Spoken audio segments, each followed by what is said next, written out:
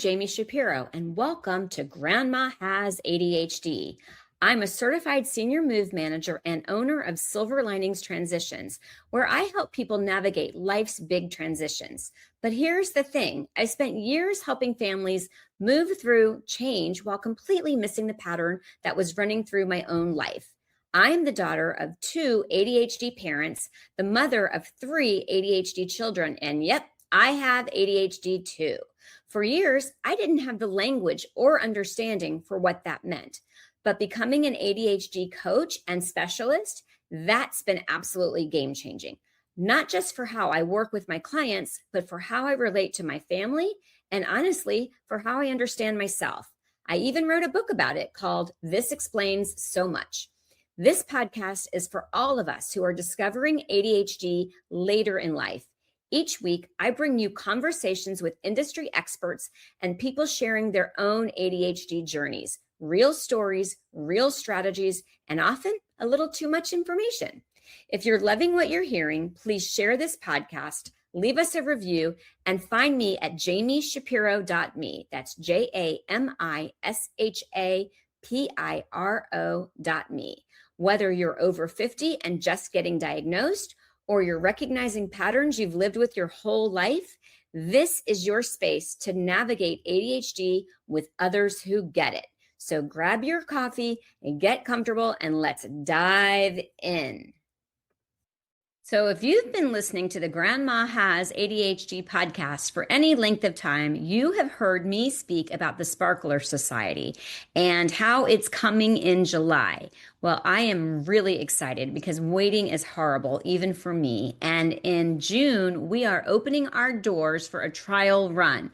This is going to be absolutely free. It's an opportunity for you to join the community, find out what it's about, and help us kind of work out the kinks. So if you like what you hear, if you're looking for authenticity, you want to come as you are, you want to get your shit together with other people who want to get their shit together, then I would love for you to find me at jamishapiro.me. That's JAMISHAPIRO.me, and find the Sparkler Society where you can join the wait list. And in June, we're going to kick it off with our first 14-day challenge. We are going to tackle the bathroom. And if you join us, you're going to know why we picked the bathroom. So I cannot wait to get started. This community is going to change your life. So hope you enjoy the podcast. Can't wait to meet you in person. My guest today has spent more than 2 decades helping people, kids, teens, and adults, figure out something that can feel impossibly hard: how to make and keep friends. Caroline Maguire is an internationally recognized ADHD coach, educator, author, and TEDx speaker. And she brings something extra special to this work. She has ADHD herself.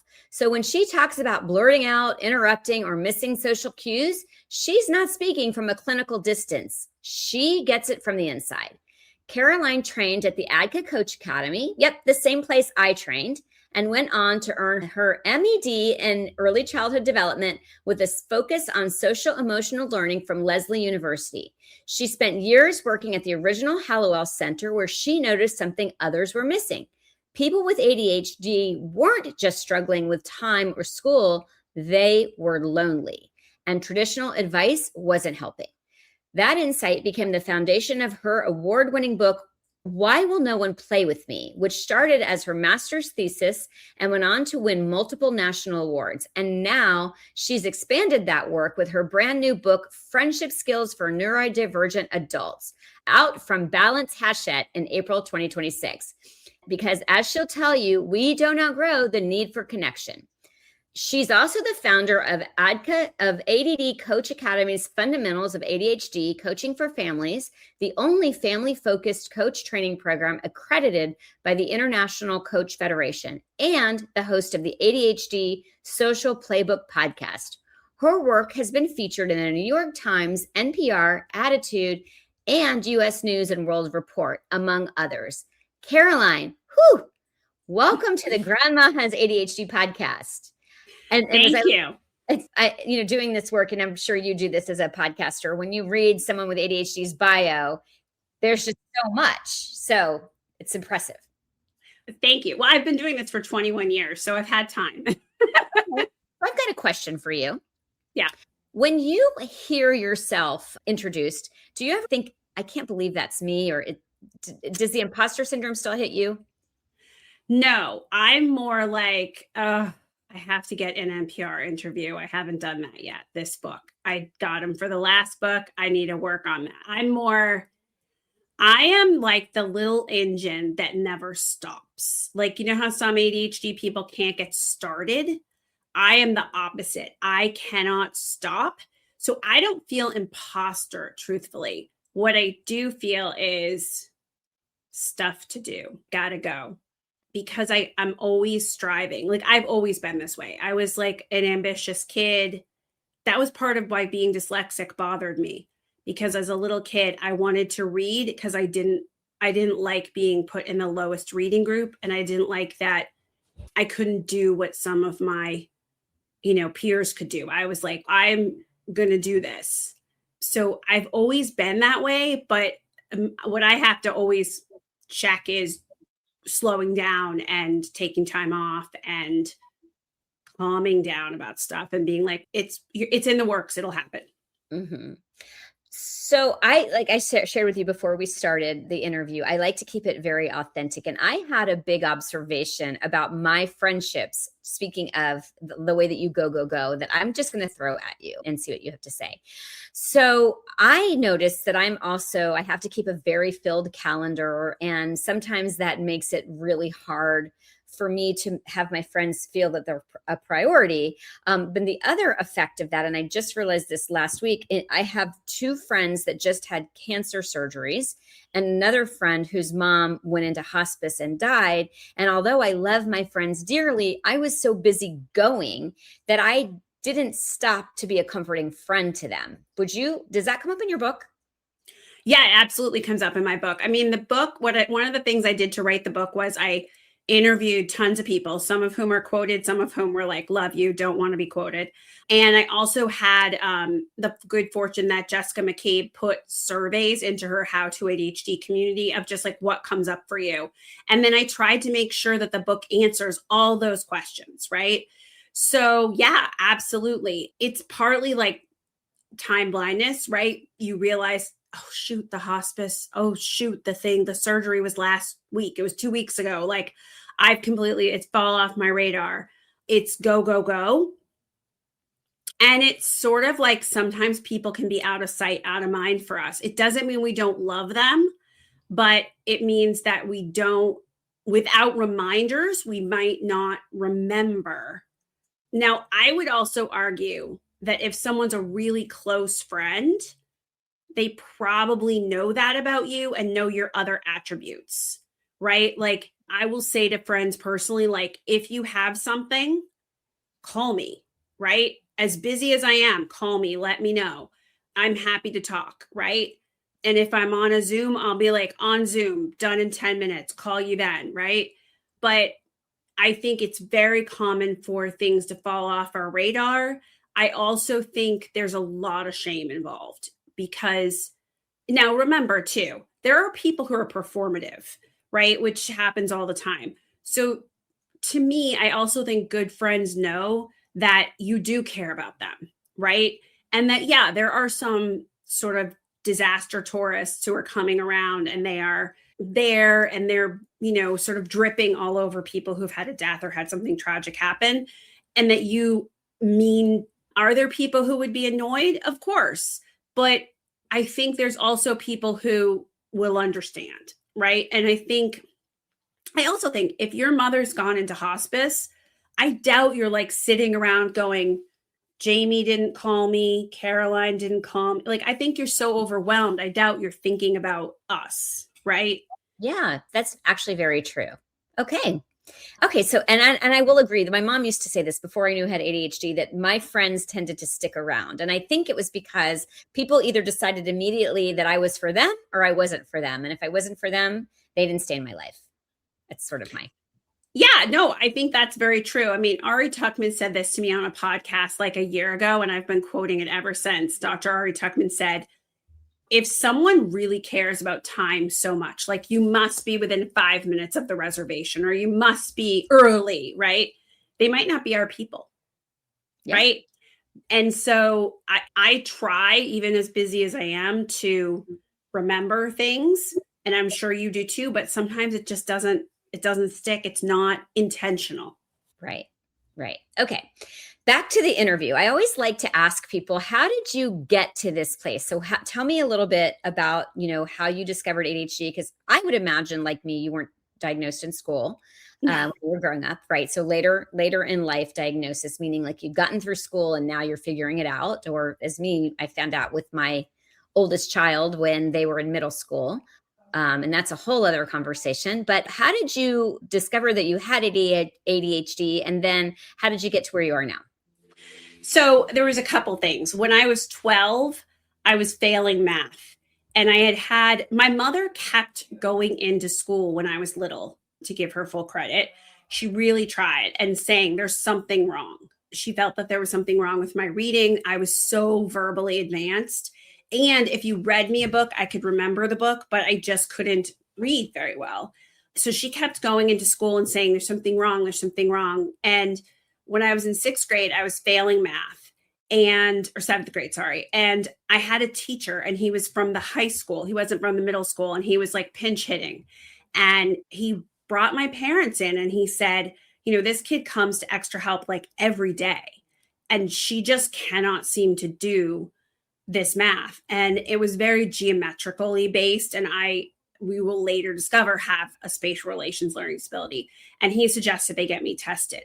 So what's interesting about my story is at 12, we discovered my dyslexia, we discovered my other learning disabilities, and a very, very prominent institution, which I won't name because I don't really want to get sued, but very prominent in Boston, told my parents, you've got to remediate these learning disabilities. Like, this is really late, right? But don't worry, she has ADHD, but she's a girl.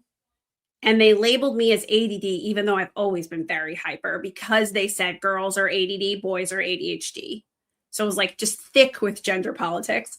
And they said, don't worry about it. She'll outgrow it.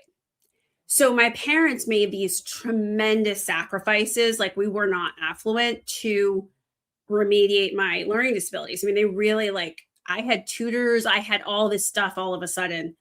And they just let the ADHD go because they genuinely didn't think they needed to. I didn't even really realize this. I really didn't know this. And then I had a really hard time.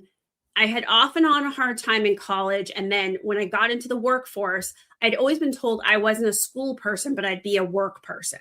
And I loved working. I started working when I was 14. I loved earning money. I got really good jobs because I could do a good interview.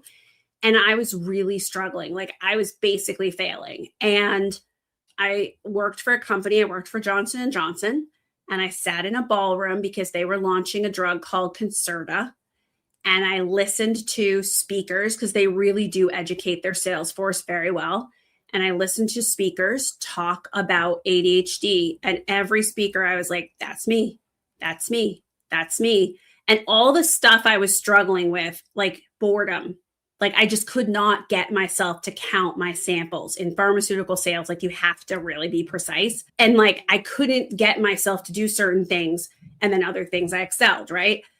They were describing. And Russell Barkley was there, I'm pretty sure. And so I went upstairs in my hotel room and I called my mom and I said, Mom, don't I have that ADHD thing? Didn't you want to tell me that? And she's like, yeah. And they said you would outgrow it, but you just never have, she's like, they said my room would get organized. They told my mom, I would just magically, I don't know how this was supposed to happen. And so I was 25-ish and I went to a therapist who really functioned as a coach. I was very lucky. And I started taking medication. And I had a couple of years where that's what I worked on, right? I saw this woman once a week and I really worked on setting boundaries and learning how to, stop running out of gas all the time and all these things. And my life dramatically changed. And I switched careers because I learned about boredom. And so I learned the fact that I hate this job, even though, it's a really good job, I can't do it. And so I luckily my college boyfriend had become my husband, and he was super supportive, and he was just like, you can't be this miserable this young. And he like, was just great about me, like kind of turning our lives upside down. So yeah, I was 25, so I was earlier than many people, but it was all because they told my parents, like, don't worry about it. She'll be fine. Wow.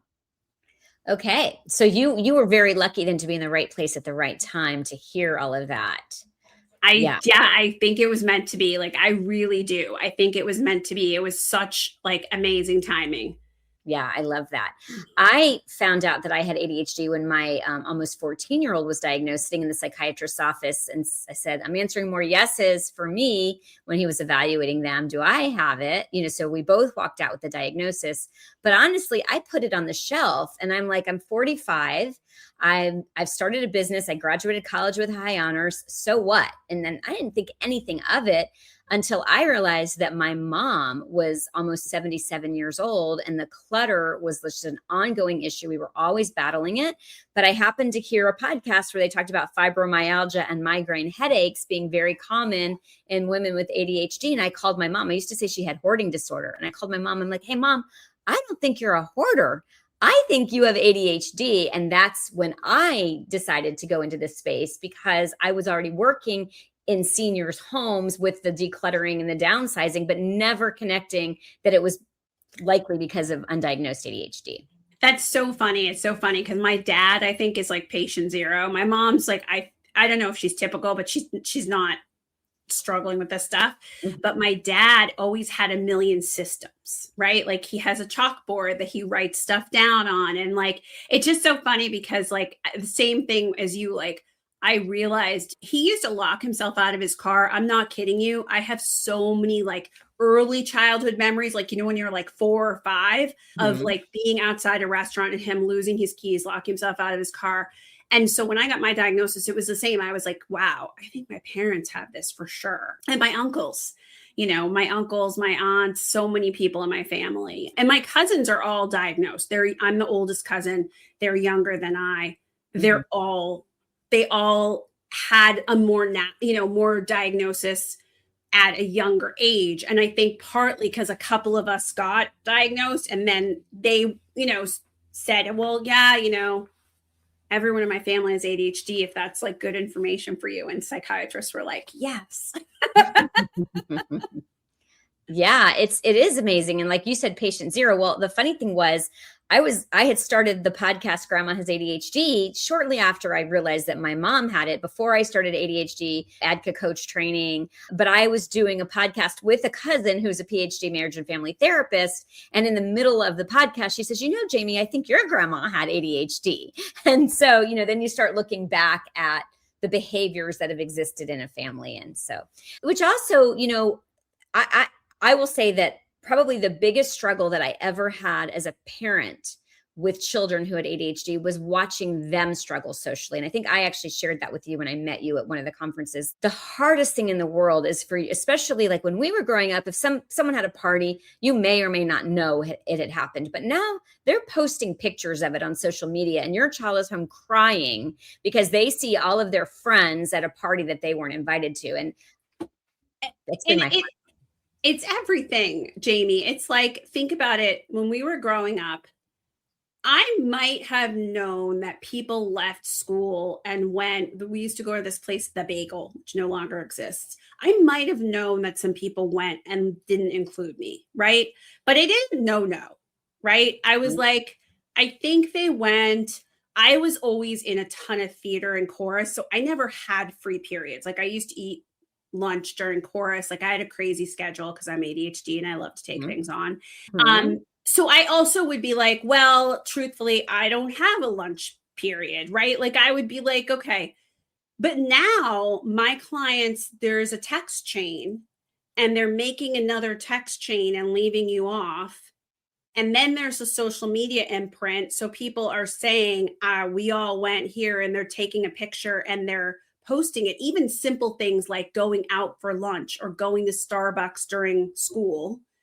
And so I think it's worse. I think the only difference is, at least now we know about mental health And at least now we know the impact of that. Whereas I think in my generation, at least, my parents and other parents were very like unaware, and there was no guidance whatsoever. There were no books about bullying. It was like your lot in life. And that was kind of it. And so interestingly, my oldest child, really, really struggled the most of my three, and was the one that I was diagnosed through. But we just discovered that my youngest had it a little over a year ago. And she doesn't get bullied. Well, my oldest was getting bullied, but she struggles still. She's leaving for college. Good thing they don't listen to this podcast, by the way, but she's never had a best friend. And what I've also noticed is that there are times that somebody really likes her and she isn't interested in them. And so she sort of pushes them away, but she's getting ready to leave for college. And I was actually telling her about you and your book because I wish that but I'm mom and mom doesn't know anything, but I always at least had a best friend, and my oldest usually had at least one or two close friends, but to see your child be 18 and never have had a best friend that's hard too. Okay, so I want her to read the book, even if I have to write her that she should read the book, because there's tons in there for college students for her leaving.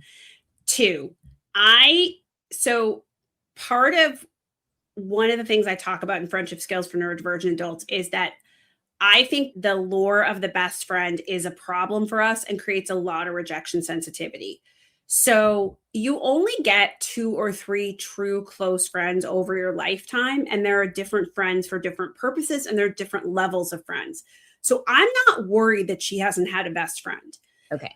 Because there's a couple dynamics that happen in teen female friendships that I don't really talk about in this book, but I talk about in general. And one of them is the trapped syndrome, which is, I think I have to have a best friend. And so there's 2 things. Either I imbue the attributes of best friend or close friend to someone who isn't really. And then I feel rejected when they're not rejecting me. They're just not reacting like a best friend or like a close friend or even a friend. So that's one syndrome that I see. And the other is, I'm so desperate to have a best friend or a group that I allow myself to be treated really badly because I don't want to not have that group, because it's so important, those peer relationships in teen life. And there's so much attached to it. And I have an entire chapter on how do you know if someone will be a good friend? Because what I really want our ADHD community to do is to stop the cycle of, I allow people, because I miss birthdays, because I miss texts, because I had trouble making friends, I allow people to treat me really badly. And I want people to get that we're great, that we have things to offer, and to learn how to cultivate friendships. So that might be something your daughter needs to learn, is how to cultivate those friendships. But I don't want people to be abused or to take stuff. So I'm not as concerned, because she can learn to cultivate friendships, and she can even follow the steps for the first few days of college that will help her with that I give in the book. But I want her to be treated well. And I see so many teenagers trapped in relationships where they're really not treated well. I mean, adults too, where they're just not treated well. But like, I have to hold on to this because I have to have a best friend, or it says something about me. Same with a lot of ADHD people write me DMs, emails, and they're like, I don't have any friends from high school, college, whatever. Because once I got my ADHD diagnosis and I kind of went through this revolution, right? I realized that they were treating me really badly, and that I was a new me, and they didn't support my ADHD diagnosis. And I'm always like, go forward, right? Because I do think that there's like life before diagnosis and life after. And for some of us, I mean, I have friends from college, but I definitely have some friends that, now that I'm a different me and they weren't supportive, I have just distanced myself from. Do you know what I mean? Because it is a different world. I don't know if you agree, as like a grandma getting diagnosed. Like, I think we're different. Yeah.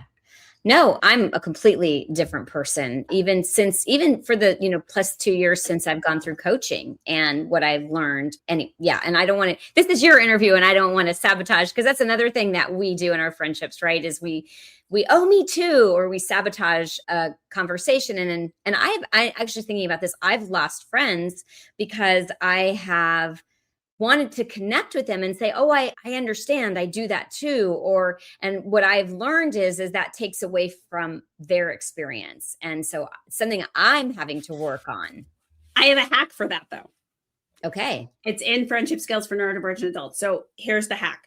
Okay. All you have to do is hold up a flag, is what I call it, or say, I'm going to do that. Right. My mother's very ill right now, and she's been, struggling. And so many people have reached out to me and said, I'm going to tell you a story about when my mother was struggling. And I'm not doing this to like steal your thunder or take away from you or like make you think I don't care.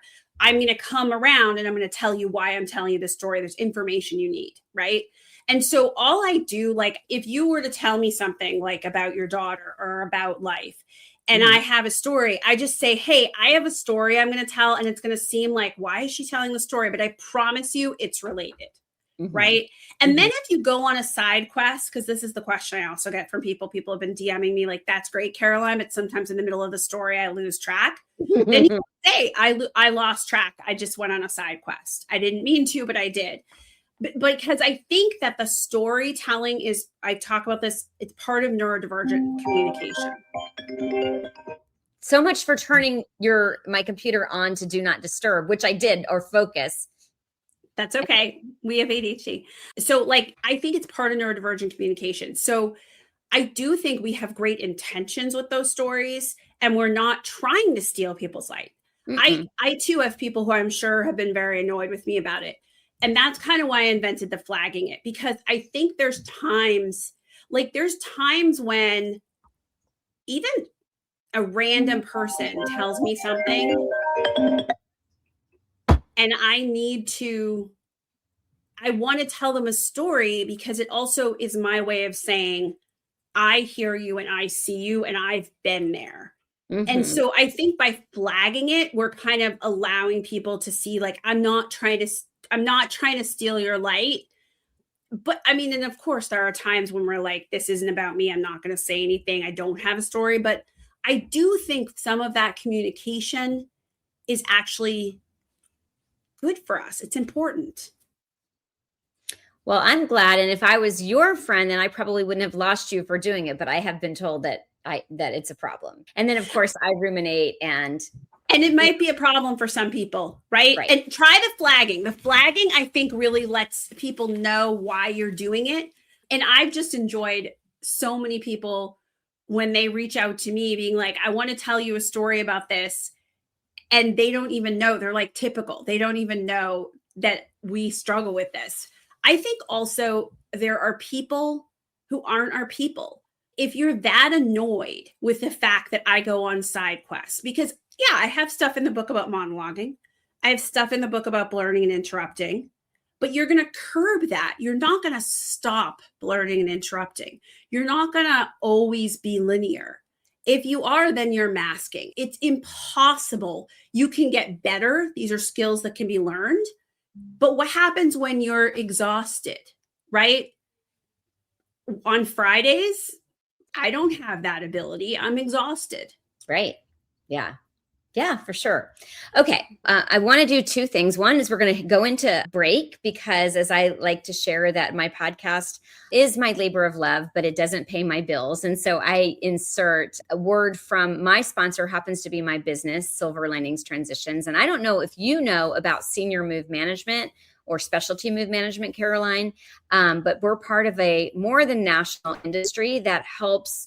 We specialize in seniors, but anybody who is moving and needs to have someone just help them through the process. Because as you know, moving is a lot of executive functioning. So much. Right. And so a move manager, and we're members of NASM, which is the National Association of Senior and Specialty Move Managers, will walk our clients through all of the decisions, the logistics, handle all the packing, handle all the unpacking, help just do everything that help determine what's going to go where, help determine what is going to happen to the things that don't go, help make the decisions. I mean, so you can see where it's just like, it leans itself so perfectly into ADHD. And then I actually am starting, speaking of communities, the Sparkler Society, which is a community for women 45 and over who are late life discovering ADHD. And since it's my podcast, I can cuss. It's like, let's get our shit together. And so it's all of these people, especially dealing with the clutter that keeps them from having relationships with people, because they don't want to invite people into their home and they feel shame and they didn't have any answers for why. So we're going to take that pause. So I got my word in. I hope that you are listening you are listening. I hope you're liking this podcast and enjoying Caroline. Your book again is called, your newest one for adults, remind me because I have ADHD, Friendship Skills for Neurodivergent Adults. And you are Caroline Maguire. We're going to take a pause. When we come back, Caroline, I always like to ask the button question. Were you at the 2024 Penn Holderness Conference? Yeah. Okay. So the button question, I love to ask the button question. So we're going to pause and come back. We're going to answer the button question. Then I want to really get into friendship, maybe for older adults, and for some tips you can give to them, because social isolation really becomes a thing for people when they're not in the workforce. So we're going to take a pause. Okay.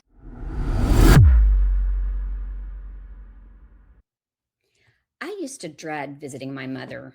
Because of the clutter, the piles, the chaos, we all experience clutter differently. For me, it was a source of anxiety and stress.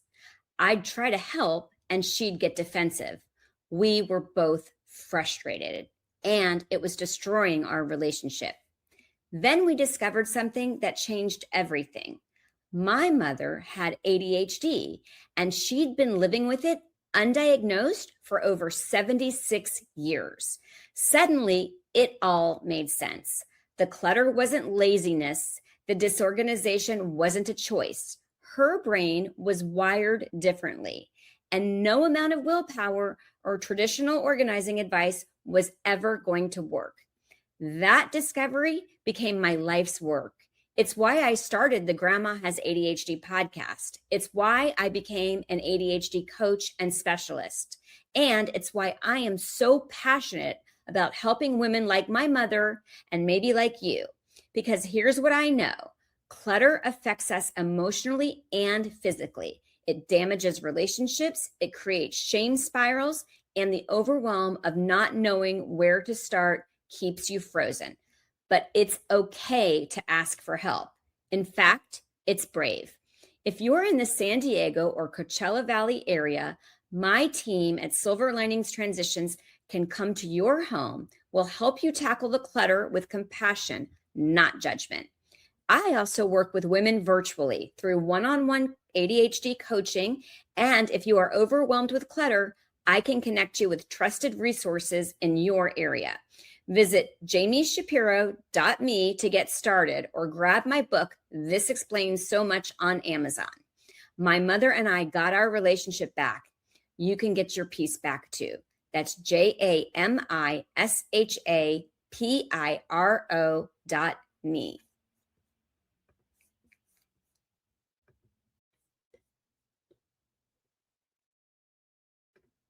Moving can feel overwhelming, whether you're downsizing, relocating, or helping a loved one transition. There are so many decisions to make, details to handle, and emotions to navigate. At Silver Linings Transitions, we believe every move should be magical, not stressful. We're more than movers. We expertly guide you through the entire process and do our best to alleviate your concerns. From the moment we meet, you'll feel comfortable because we will listen to your needs and wants and work together to create a personalized plan that honors your memories and your cherished belongings while helping you embrace your next chapter. We visit your new space and create a detailed floor plan, ensuring your furniture and treasured belongings will fit safely. We handle the logistics so you don't need to worry about anything, from sorting and packing to coordinating the sale and donation of unwanted items. Our professional team uses efficient, eco-friendly bins and handles every detail with care. We coordinate with our vetted moving partners, oversee the logistics, and ensure nothing is left behind, even packing your refrigerator items. Here's where the magic happens. We don't just unpack. We recreate the feeling of home. Using photos from your previous space, we thoughtfully arrange your furniture, hang your pictures, and set up your kitchen and bathroom so everything feels familiar from day one. When you walk into your new space, it's not just moved in, it's home.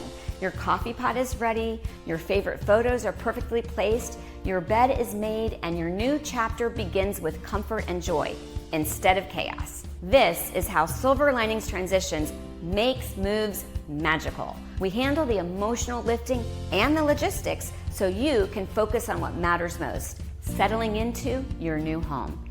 Because every move deserves a silver lining.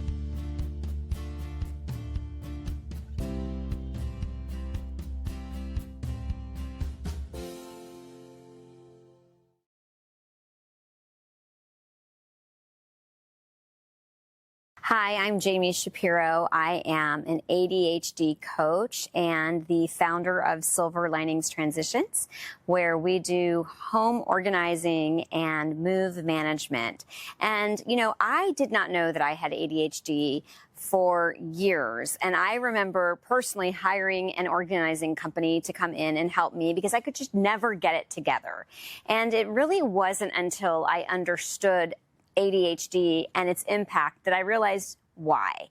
And so I wrote a book, This Explains So Much, Understanding Undiagnosed ADHD, because I just feel like there's so many answers that people don't even know that they're looking for, especially generations of women who grew up thinking that ADHD was just for the hyperactive little boy. It turns out it's not only a body that can be hyperactive, but it can be a mind that's hyperactive. So you can have a wonderful day and you can have something wonderful happen, and then that one negative thing that happens is going to be the thing that takes you into that spiral, and it's going to be keeping you up at night, and you're going to be ruminating on it. And I think that, we as women carry so much shame and so much how it's supposed to be. I'm supposed to have it together.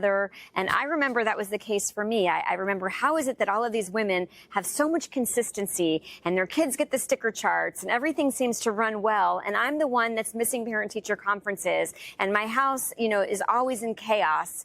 And then again, that negative self-talk. So my mission is really to educate people who have no idea that ADHD has the impact that it does. And it's to connect you to other people who get it and who will make you feel that you aren't alone, you're not crazy, you're not lazy, you're not stupid, you're not too much.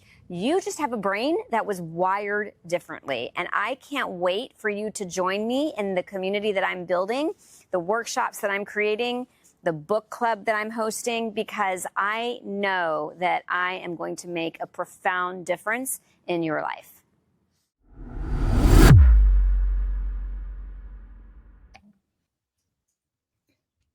We are back with Caroline Maguire, and I have to share with you in the pause, I did show Caroline that my phone was on do not disturb. You saw that, am I right, Caroline? I did, and I wasn't judging anyway because it's a fear of mine, but I have 2 children, so things happen. Like dogs burst in the room, things happen. Right. And that's the other thing that's really nice about being in an ADHD space, where I'm very there's no masking. I'm just like, here I am, accept me for who I am, and I'm trying to get better with that, or don't. And that's okay. That, like you said, I'm not going to be for everyone. But then that got into a conversation about technology and Facebook and all of that. And then Caroline said something about, I'm not going to name what you said you hated, but then I just said, I hate passwords. I cannot, they are the bane of my existence. We're totally squirreling, but it needs to be said. I mean, I think that passwords, especially that you have to have a different one for every single thing, and then you have to remember it, and then you have to change it. It's almost like a punishment for people with ADHD, but I use LastPass. It's Me like too. an online thing, but it doesn't always work. And that's been my thing about getting into Facebook. I needed to get into Facebook, and the password was somehow saved wrong in LastPass. I did figure it out today. I'm proud also to say my teenager couldn't even figure it out. And I got to say, most technological things, I can be like, hey, can you help me for a second? And she can do it. So if it's beyond her, then it's bad. Right.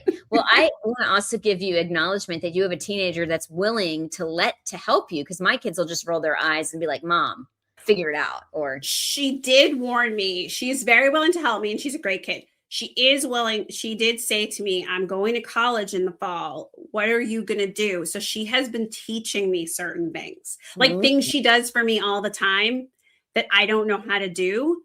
She has been teaching me, and her brother is doing speech therapy as we talk right now, and he's on his computer. And she did say to me today, I won't be here, so you have to like learn to do his updates and do a bunch of stuff on his computer too. And I was like, that's what I have Dad for. And it's so funny because when you have ADHD, like there's some things that are so easy. They're like you write a book, right? But then ask me to fill out a form or do something with a computer, and I'm going to like have a meltdown, and you're going to see me like lose it. So anyway, all right, I just squirreled on you. All right, now the button question, Caroline. If you could push a button and never have had your ADHD, it's gone, never have it, never had it again, never had it, never have it ever, would you push the button? No, Okay. because I firmly believe that everything happens for a reason. And I was bullied so badly, both physical and verbal, and it was so bad. And I wish someone had intervened for me. No one did. My parents didn't even go up to school. No one did anything. However, if I hadn't had that experience and then learned to make friends and then learned about my brain, I don't think I would be where I am. And maybe I'd be someplace different, but I think I wouldn't, there'd be nobody. I mean, I'm the only person who talks about friendship. So who else would be talking about friendship? So I just feel like everything was meant to be. Like I was meant to have that experience. I was meant to recognize loneliness my first few weeks at Hollowell Center. Like I was there only a few weeks as a new coach. And I was like, wait a minute. I thought it was just me who didn't have friends as a kid. No one has friends. The adults don't have friends. I think that was meant to be. If I didn't have ADHD, I wouldn't have that. It's magical, right? Like I get to help people make friends. It's a pretty great career. I heard, and I think it was on Coach Ryan Mayer's podcast. I think I heard him say, and I loved it. He said, hurt people and healed people heal people. Oh, I like that. Yeah. Yeah. Because I used to tell that to my kids all the time. Like if somebody is happy with themselves, they're not going to spend time picking on you. No, right? no. And we know from research that people who bully are people who ghost too. If any of you who are listening have been ghosted, I know it doesn't take away the pain, but there's so many research studies now that show that the people who ghost are people who don't have the communication abilities and they don't have the emotional abilities and they don't like themselves. So it's terrible when they do that. I hate it. I wish I could banish it. I don't even understand it. Like just have a conversation, but it's not you, it's them. I also want to just say something, I really wanted to share that quote with you. And I was so worried that I was going to forget it, but I really want to acknowledge how that bullying, how hard it is. And I'm so sorry. I mean, having gone through it with my child, it is so painful. And it is, there's trauma and there's big T and little t. And to me, that is a big, big trauma. So I just want to acknowledge that and say that if I hadn't been thinking about what I wanted to say next, I would have acknowledged that for you. And don't worry. That's totally fine. And I've had a bunch of trauma therapy and I very openly talk about it because I want people to get trauma therapy. I know the healthcare system is very broken. I know it's very hard. I'm not delulu about that. But I also want to say to people, if you can, even if it's a goal, it changes your perspective and it changes the way you interact with people. And one reason I'm able to sit here very calmly and say, I was bullied. Just yesterday, I was actually in my hometown, right? And I don't love going to my hometown. I won't lie because it doesn't have great memories for me. But I went to see my parents. And while I was there, I would just, having dinner with my dad, and he's a boomer. So he's a man of few words. Like, I always joke when I was a kid, like he would lower the paper, say something, and then like pull the paper back up. Like, and we were talking and he said, the thing is that all those kids who bullied you, they have like terrible lives. And I said, I know. And I said, and it's really sad. And it was because something was wrong for them. So I thank you. But I also do want to say, please, guys, if you have these struggles, get the trauma therapy. It makes you so much less reactive and so much less in pain. It's worth it. Thank you for that. Okay, so as I've shared, the majority of my audience are, really later life diagnosed, and I'm covering 45 and over because I am not yet a senior. I'm not even a grandma yet, Caroline. But so I needed it to be my peers and people like me, because I'm 56, who wouldn't have been diagnosed. But a lot of the people that I work with as a senior move manager are older adults. A lot of times they're living on their own. Some of them are considering going into senior living, because they are alone. And I go into communities too, by the way, and I hear the stories. When I do a presentation, I'll hear someone say, oh, she should have been here for that because she definitely has ADHD. She's always doing this. And she's always so. And again, this is a whole population of people who don't realize that they are impacted. So I would love to hear your advice for people who are struggling, in their older years. Absolutely. So one of the things that we have in our brain is interest is our fuel. Interest is the most important thing to us. Interest is how we should make decisions. What do I do? What are you interested in? Right. And I think for seniors, there's so many social opportunities that have to do with our interests. And I think that there is post-COVID sort of a movement to go back to what's called the third place, which is the things our grandparents had, right? The bowling league, the quilting circle, the church, wherever it is, the coffee shop that you go to all the time. And so I think for older people, mature folk, there's a lot of opportunity to use your interests to join activities. And this is my advice, where there's high engagement. So if you go and you can't talk to anybody and there's no engagement, you're not chatting to people or get to know them, then it's not for you. But one of the things that's been happening is coffee shops have crafting things now, right? Quilting things, cooking classes. All these things are sort of starting to pop up, and I'm so happy because they all fit with my advice. I have nothing to do with that, but I'll take it. And one of the other things is to think about not only your interest, but who are your people? And maybe you have this later diagnosis and you haven't ever paused and done that. You kind of went with things, you did what you were told a little bit, you kind of moved, like water through the rocks, right? But now it's a new day and you get to choose. And so I have a lot of exercises in friendship skills for neurodivergent adults to pause and think about what fills your social cup, who are your people, what environment has a totally huge effect on our traits or symptoms, what environments work for you, and to then go and experiment and go to different activities and test it out. It's experimenting. It's not all going to work, but following that path of interest. And what I love about our generation and older is that we did know how to be with other people. We grew up before technology. Thank God.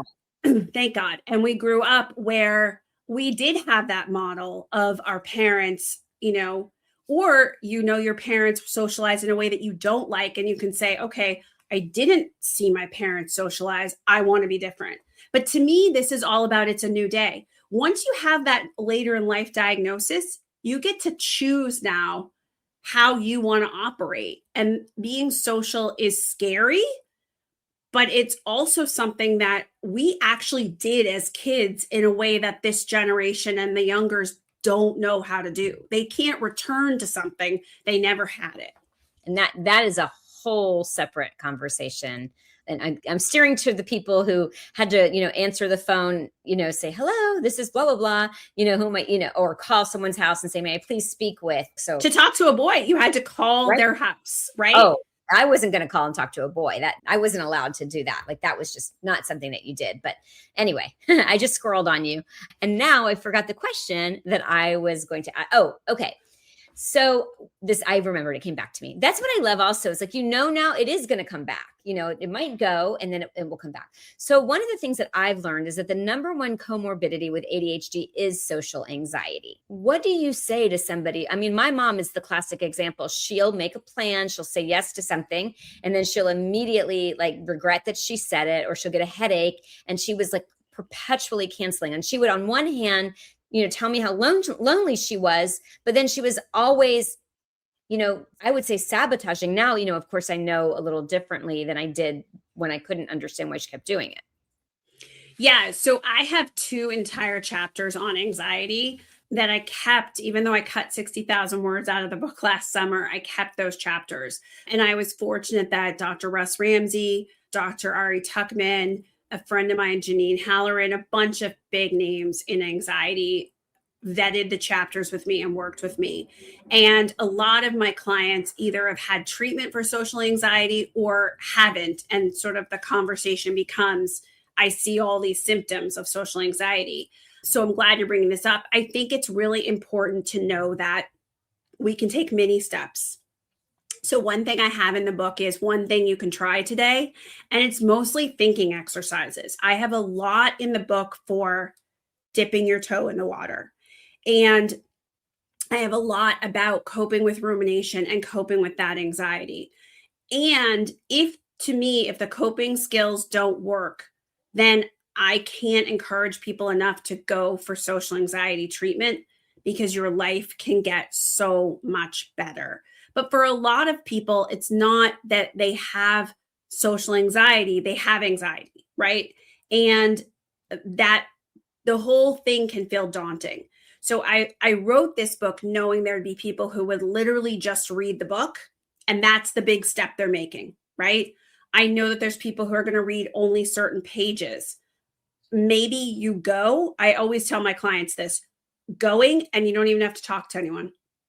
You just show up, or making the plan, but making it a plan that isn't so daunting. What tends to happen, and I don't know if this used to happen to your mom, is my clients will not want to have social anxiety, or they don't want to have anxiety in general, or they feel that they have to, right?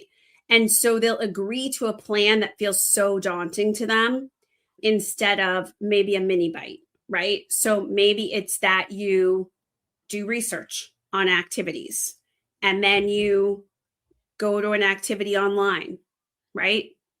And then you have some success there, and then you think about going in person. So I have a lot in the book addressing this because it is such a big thing for our community. And I think a bigger thing than we even know. I think someday it's going to be like you get your ADHD diagnosis and they know to check for social anxiety. Yeah. So it's interesting. My oldest child was diagnosed with social anxiety before the ADHD. And so anyway. That doesn't surprise me, because I think sometimes they know more about social anxiety than they do know about ADHD. Do you know what I mean? I think some clinicians do. Also, to your point, ADHD, we didn't see it in girls, or if we did, they would outgrow it. And a lot of us are very bright. And so, and because you're quiet, nobody knows what's going on in your head or the suffering that's going on. They just see, a child that's sitting still in class and doing their work. So anyway. Absolutely. I mean, that was me. I had my they got me bullied, but I had my little sweaters on that said Caroline, and I had a little kilt, and I never had the barrettes that said Caroline. I really, really wanted them, but they would have to be custom because no one was named Caroline. And I looked like I was paying attention, but I would have entire days of class I didn't take in. I had no idea what was said. And so therefore I looked okay. Right. And so they didn't notice that I had no idea what they said in class. I have to say 2 things. Number one, my name is Jami, Jami. So you can bet there was never anything with that. No breath. But yesterday during Mother's Day, I got out a bunch of stuff that I had saved of my kids' stuff and some of my stuff. And I found one of my college notebooks, and I actually took it out for my kids because, obviously I didn't know I had ADHD, and the doodling that went on and the pictures that I had drawn. And, so I know the doodling is really common. Is there anything that you feel like I needed to ask you or you need to share with my audience before we end our podcast? I could keep going and going. I've already learned so much on, like, there's so many ways that we can address friendship in, because, you know, it's a lifespan. Like, that's something that hopefully is going to be consistent through your life, that you're going to have friends at every single stage of your life for a reason, a season, a lifetime. So anyway. I think the biggest thing is we do friendship differently. This is the first book, which this is bananas to me because it's 2026. This is the first book for neurodivergent people by a neurodivergent person. And I fought really hard to get this book to a big publisher. In the end, because of the exploding diagnosis rates and the fact that Ned Hollowell and Jessica McCabe helped me, I was able to do that, and publishers were very interested. But 6 or 7 years ago, they were not interested. And I think that it's important for us to know that if we struggled with friendship as kids or even as in adulthood, it's partly because we didn't know our brain. And so I know it's easier said than done to sort of put that struggle away or say that was then, this is now. But I do really feel passionately that this is a skill that some people learn intuitively, but most don't. Even typical people. There's tons of books written about productivity and business communication skills. All those things are really about social skills, right?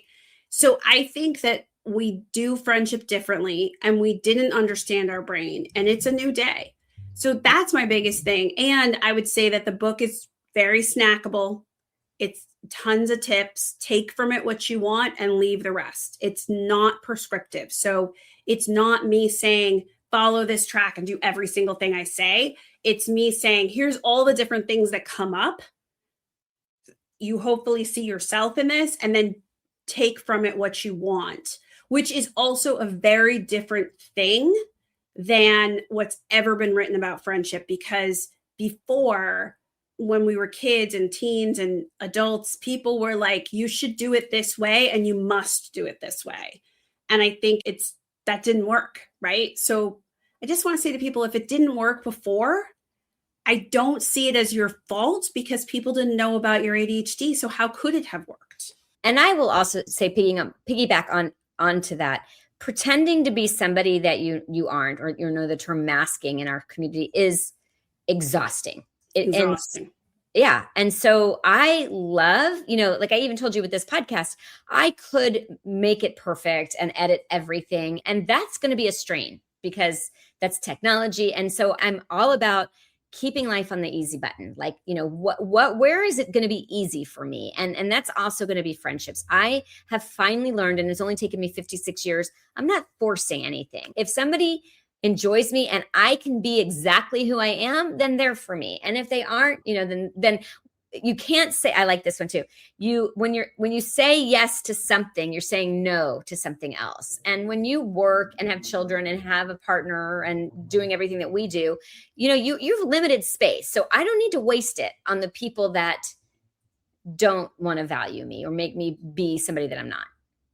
Absolutely. I mean, that's why I have a whole chapter on how do you know if someone will be a good friend, because I want us to start thinking about, are these people worthy of me?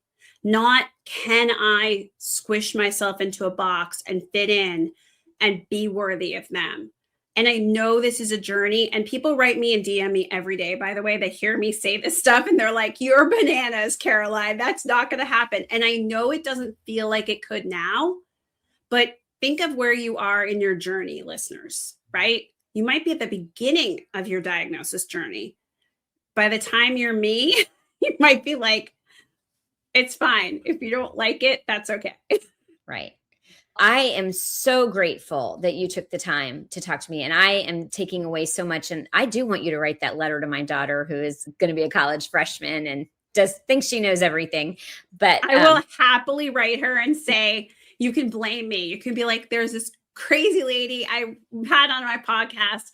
I just don't want her to go without these tips. I'm serious, because it's not that they're not like that revolutionary, but they're revolutionary enough that they will make her experience better.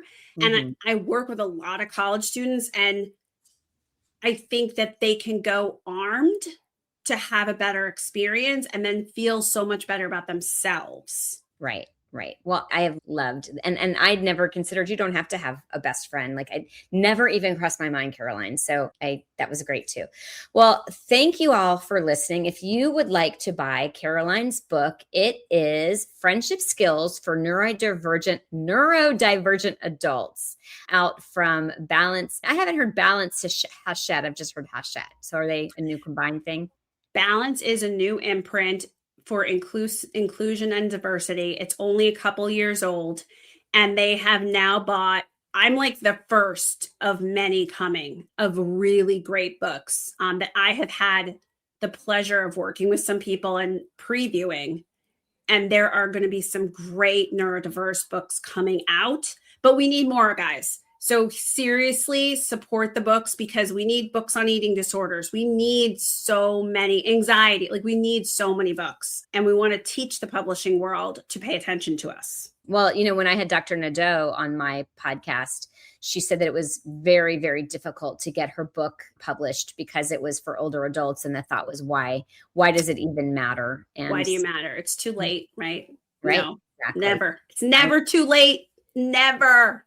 Well, and that's actually how I end my podcast, which it really is never too late to make the rest of your life the best of your life. And so I couldn't have said it better. Thank you so much, Caroline Maguire, for being on the Grandma Has ADHD podcast. And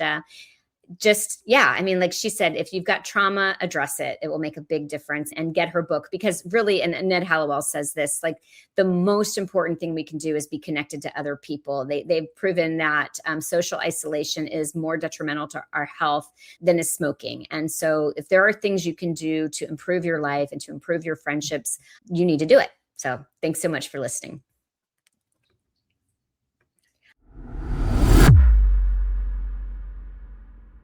The opinions expressed on Grandma Has ADHD podcast are those of our guests and hosts and are intended for informational and entertainment purposes only. This podcast does not provide medical advice, diagnosis, or treatment. The content discussed in this episode is not a substitute for professional medical advice, diagnosis, or treatment. Always seek the advice of your physician, mental health professional, or other qualified health provider with any questions you may have regarding a medical condition or mental health concern. Never disregard professional medical advice or delay in seeking it because of something you have heard on this podcast. If you think you may have a medical emergency, call your doctor or emergency services immediately. The host, guests, and producers of Grandma Has ADHD do not assume any liability for the content of this podcast. Listen at your own discretion.